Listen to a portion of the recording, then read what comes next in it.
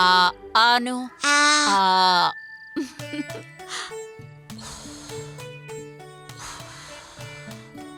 ఆ నాకు చాలా నాన్నమ్మ. ఆ?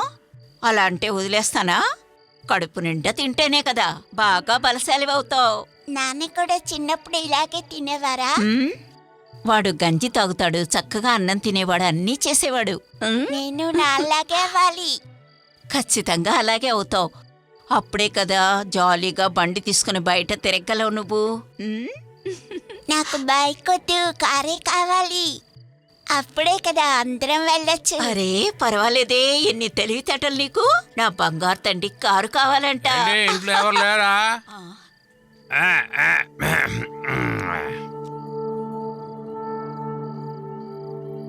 ఏంటి ఎవరు కనపట్లేదు? అందరూ దాక్కున్నారా? ఎవరది? ఏంటి అసలు నేనెవరో మీకు తెలీదా? ఏమిటి వాసు అన్నయ్య, ఏమైంది? నేను నీతో మాట్లాడడానికి ఏమీ రాలేదు. మీ అబ్బాయి ఎక్కడా?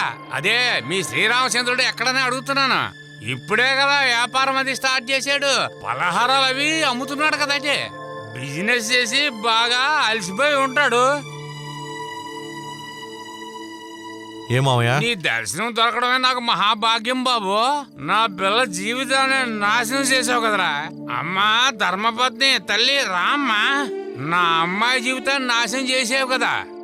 ఎలాగైనా నువ్వు తిరిగి వస్తావు నమ్మకంతోనే ఉన్నాను. కానీ నువ్వు అసలు తిరిగి వచ్చేటట్లేదే. ఇలాగే జరిగిందనుకో నిన్ను ఊరికే వదిలిపెట్టను. నిన్ను చంపడమే కాకుండా నా కూతురు నేను కూడా చచ్చిపోతాం. మీరు అసలు బాగుండరా, అసలు బాగుండరు. నా కూతురు చాలా మంచిది, దాని జీవితమే నాశనం అయిపోయింది. లక్ష్మి, ఇప్పటికైనా నిజం చెప్పమ్మా. అందరూ అనవసరంగా బాధపడుతున్నారు. వద్దమ్మా, తనతో దీని గురించి ఏం అడగొద్దు. వాళ్ళ తలరాత్రిలో ఏం రాసిందో దాని ప్రకారమే అన్నీ జరుగుతూ ఉంటాయి. నాకివంతా అలవాటైపోయిందమ్మా, వదిలేయండి.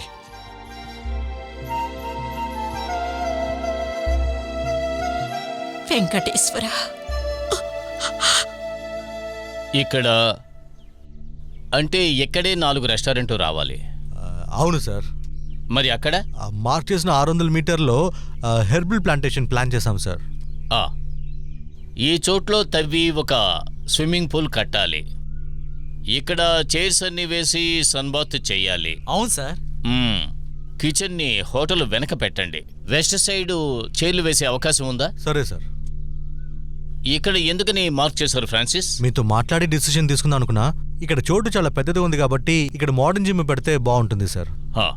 అలాగే మినీ బార్ పెడితే బాగుంటుంది సార్. మన కస్టమర్ మోస్ట్లీ ఫారినర్స్ కదా సార్. నీకు ఎవరు చెప్పారు ఫ్రాన్సిస్ ఫారినర్స్ ఇక్కడికి వచ్చేది జిమ్ కోసం, బార్ కోసం అని? అవన్నీ వాళ్లకు అక్కడే దొక్కుతాయి. వాళ్ళు ఇక్కడికి వచ్చేది ప్రకృతి సిద్ధమైన మంచి పరిసరాల కోసం. I'm sorry sir. It's okay. ఇకపోతే ఈ ఇంటిని పడగొట్టకూడదు. ఆ ఇంట్లో ఉండే ఒక్క ఇటుకను కూడా కదల్చడానికి నేను ఇష్టపడను. మీరు అనుకున్నట్టుగా ఇది సిమెంటు ఇటుకలతో కట్టింది కాదు. ఈ ఇంటికి ఎంతో గొప్ప శక్తి ఉంది. మనకి సంస్కారం కావాలి. దీన్ని కాపాడుకుంటే భవిష్యత్ తరాలకి ఇది ఉపయోగపడుతుంది. క్షమించండి సార్, మీరు చెప్పినట్టే మార్చేస్తాను. మార్చాలి. ఇంకో 2 రోజుల్లో దీన్ని కొత్త డిజైన్ గా మార్చి నాకు చూపించాలి. Okay sir.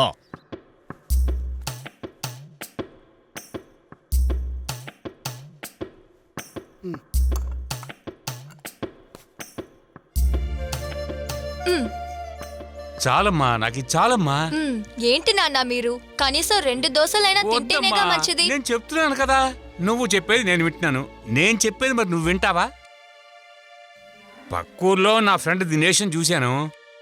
మీరేం చెప్పాలనుకుంటున్నారో స్ట్రైట్ గా నాతో చెప్పండి నాన్న. అదే వాడి కొడుకు ప్రకాష్ ఉన్నాడు కదా, బాంబాయిలో వాడేదో పెద్ద కంపెనీలో పనిచేస్తున్నట్ట.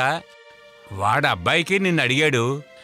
నన్ను ఏ సమాధానం చెప్పమంటావమ్మా? నాన్న, మనం ఆల్రెడీ దీని గురించి చాలా మాట్లాడేశాం. మళ్ళీ దీని గురించి అడగద్దు నాన్న. వయసుకొచ్చిన పిల్లని ఇంట్లో పెట్టుకున్న ఆ తండ్రి ఎంత బాధపడతాడో నీకు తెలియదమ్మా. జరగరానిదేదేం జరిగితే నిన్నెవరమ్మా చూసుకుంటారు? మీకు ఎప్పుడు ఏం కాదు నాన్న. అందుకే రోజు ఆ భగవంతుడిని మొక్కుతున్నాను. అది కాదమ్మా. నాకు నచ్చకపోతే వదిలేయండి నాన్న. మృదువు ఆ పిల్లని ఎప్పుడైతే తీసుకొచ్చాడో అప్పటి నుంచి నిన్ను జాగ్రత్తగా చూసుకోవడం లేదు. నాకు ఆ భగవంతుడున్నాడు నాన్న. కావాలంటే ఇంకా 2 దోశలు తినండి. తినాక మీ ఫ్రెండ్ దినేష్ని కలవండి. అరే రే, పెనం మీద దోశ ఉంది, మర్చిపోయాను.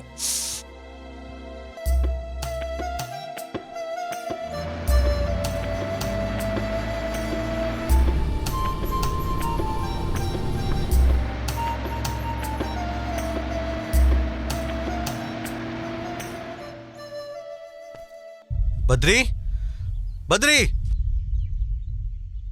బయటికి రారా. ఎవర్రా లక్ష్మిని చెరిపేసింది? ఎవర్రా? తీరా ముందు నీకేమైనా మతి చెడిందా? లక్ష్మి నువ్వు కలిసి ఉన్నావని చెప్పింది గిరినే. నిజమేంటో సరిగా తెలుసుకోకుండా తను వచ్చి మాట్లాడింది. నువ్వు నీకు సాధకంగా యూజ్ చేసుకున్నావు. నువ్వు ఇంటిని సొంతం చేసుకోవాలని నడిపిన నాటకం వల్ల మా ఇద్దరికేరా చాలా పెద్ద నష్టం. ఇల్లు సొంతం చేసుకోవాలన్న మాట నిజమే. అందుకనే లక్ష్మికి ఉన్నికృష్ణన్కి పెళ్లి చేయాలనుకున్నాను. తనకు నీకు సంబంధం ఉందని తెలిసి కూడా నా తమ్ముడికిచ్చి ఎలా పెళ్లి చేయగలను చెప్పు? నువ్వు చెప్పే విషయానికి నాకు ఎటువంటి సంబంధం లేదు. నిజంగా నేను నీతో చెప్తున్నాను. నువ్వు నమ్మితే నమ్ము, నమ్మకపోతే పో.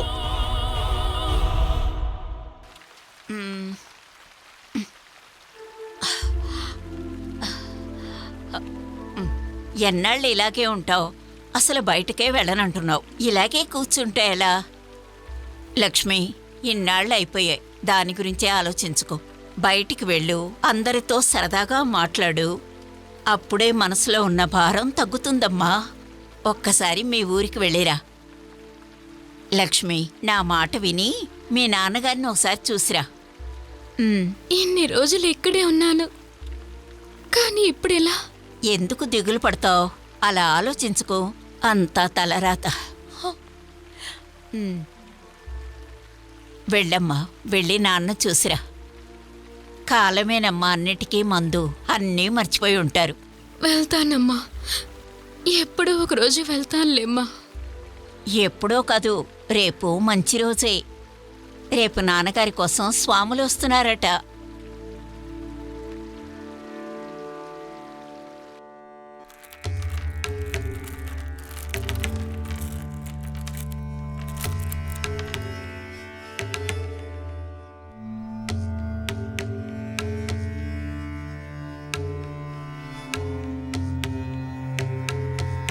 నువ్వు నాతో మాట్లాడుకో. నువ్వు మాట్లాడేదేది నేను వినను. నా జీవితాన్ని నాశనం చేశావు. ముందు నువ్వు బయటికి వెళ్ళు.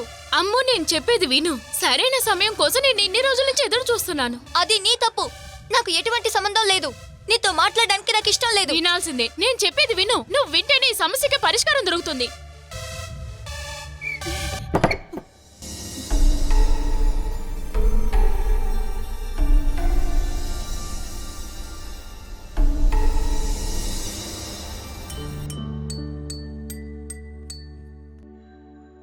డాయ్, ఏం చేస్తున్నారు? ఆడుకుంటున్నారా? ఇదిగో నీకు ఇష్టమైన చాక్లెట్. ఇదిగో తీసుకో తీసుకో. అవును, అమ్మ ఎక్కడుంది? తాతయ్య దగ్గరికి వెళ్ళింది. ఓయ్, నిజం చెప్పు. మీ అమ్మ అక్కడికి అస్సలు వెళ్ళదు. నిజంగానే అక్కడికే వెళ్ళింది. అమ్మా, వీడేం చెప్తున్నాడమ్మా? లక్ష్మి తన నాన్నగారిని చూడడానికి వెళ్ళిందా? అవునరా, ఏమనుకుందో. నీ చెప్పగానే తను వెళ్ళింది.